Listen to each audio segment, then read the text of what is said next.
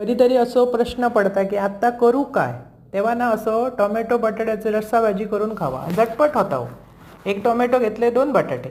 Tomato धुवून स्वच्छ बारीक करून घेतले, बटाटे व्यवस्थित तासलं, त्याची बारीक फोडी करून घेतलं. बटाट्याची बारीक फोडी करा, कारण आताशे बाजारात कवकवीत बटाटे इले, ते शिस्तीत अशी भरवसो नाही, त्यामुळे बारके केलास की व्यवस्थित शिजतात.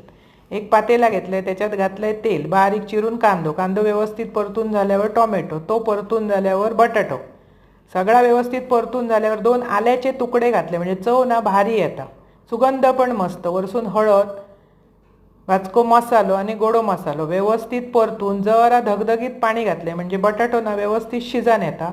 आणि ताटलेर जरा पाणी ठेवलंय.